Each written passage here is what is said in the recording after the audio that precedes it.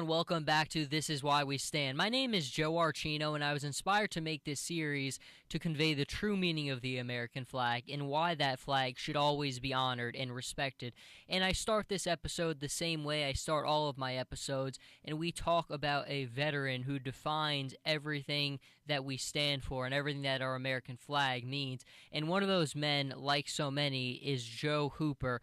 And Joe Hooper fought in the Vietnam War, and to me, one of the reasons it's so important to especially highlight Vietnam veterans is because those veterans didn't always necessarily receive the respect they deserved when they came home. And I think clearly the Vietnam War era, was, especially the 70s, the late 60s, early 70s, was not a particular period in American history where our confidence was at an all-time high. I think a lot of people didn't understand the purpose of the war. And I mean, look, if you're just being honest, the media really did the military no favors during that time.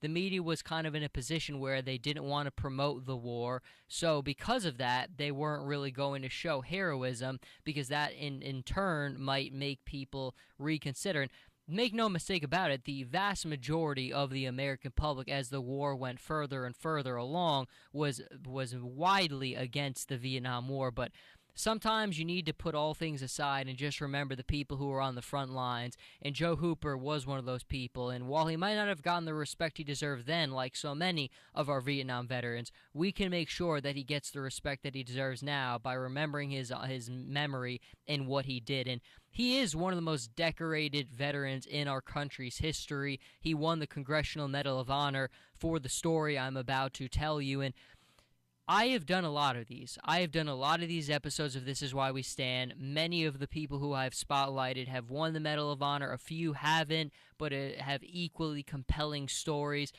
I gotta be honest, I think this one might be the ultimate. Of all the ones that I've done, I really think, and I've done some crazy stories that really just make your jaw almost drop and think, how in the world is this even possible? And sometimes it's interesting for me when I do this research because I just keep thinking, how am I going to top that last one? Well, this one with Joe Hooper might be the mecca of all stories, of all Medal of Honor stories. And like I always do, I recommend that you go out on your own and you explore it a little bit. I will put the link to the full Medal of Honor citation in the description below. But I think more than anything, you just need to listen and just read for your own a little bit, because it is something just incredible and that defies almost everything. But I will get into it. Joe Hooper and his men were assaulting a riverbank, a very heavily defended riverbank, and they right immediately received heavy fire from rockets, light machine guns, assault rifles, you name it, they were getting hammered. And Hooper, without hesitation, led his men across the embankment and started the descent up. And you've kind of got to imagine basically just a hill, and of course, like it was, it's along a riverbank with just fortifications, little outposts, houses that are raining fire down on them. And his initial charge, basically, at this position, inspired the rest of his battalion, and they joined in the fight.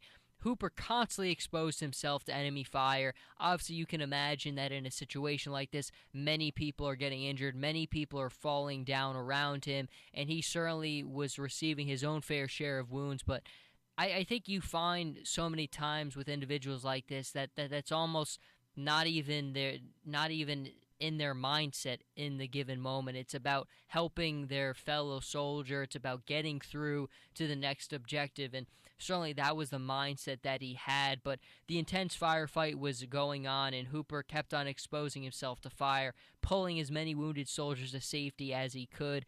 And I think the more and more you read it, he did refuse medical attention, and he was pretty seriously hurt. He could have been evacuated from the battlefield several times, but he did not. He would not leave his men. And one of the amazing ones that I found was he single-handedly stormed and destroyed 3 enemy bunkers. In the next push forward, Hooper and his men, they received heavy fire from a house to the front.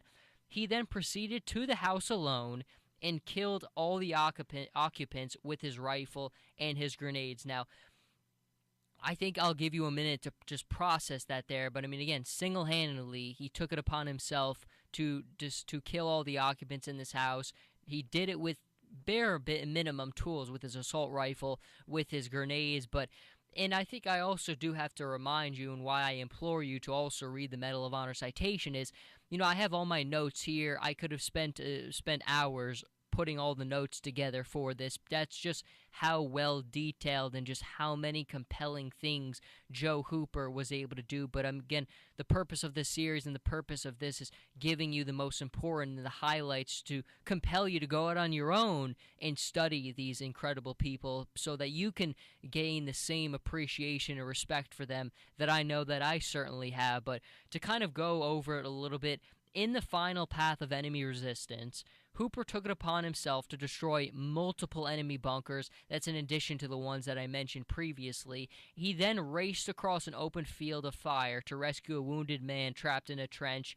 He reorganized his men, and he did not accept medical attention, and he did not accept evacuation until the mission had been accomplished the next morning. This is one of those stories where I might not have given you the level of detail that it deserves, but I've given you some of the most important highlights, and it really is one of the most incredible stories I have read. It just almost defies everything that we know as human beings to just comprehend an individual taking out these bunkers, taking out a house by himself, being shot, receiving wounds, dragging his fellow soldiers to safety, having an option to evacuate but not doing so because you won't abandon the mission.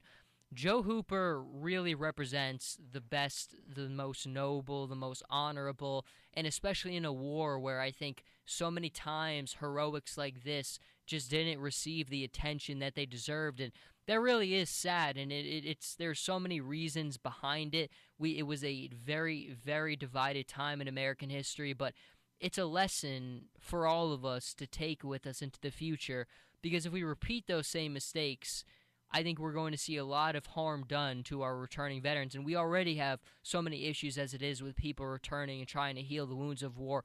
I don't think that we would ever get to the point where we treated our veterans the way that we did. And that's not an indictment on everyone. Certainly, I think a lot of people understood that it was not an ideal situation to be in Vietnam, but there was a firm reason why we were there. We were giving a country a chance to shape its own destiny, and then we gave them everything that we had. We did everything in our power to give them a chance at their future. But the thing you also have to understand is sometimes in life it's a two-way street, and I just think not everything was able to work out on the South Vietnamese end. We gave them all the help that we could. So many Americans did everything that was asked of them, but things just did not ultimately work out in the favor. But I think to say that it was a loss or it was a failure is not truly understanding what happened in the Vietnam War and the amount of Americans who sacrificed so much. Joe Hooper is one of those many men, and we stand for him and we honor his legacy forever by discussing him and by talking about his story. But I want to thank everyone for listening to This Is Why We Stand. As always, the constant support I receive just it really makes me so excited to continue to do this series. Hopefully I will have the website up and running very soon. It's not always easy. There's so many things, I'm trying to make it as perfect as possible, but pretty soon it will be up. And again, thank you everyone for supporting the series. Joe Archino here, and I'll be back next time.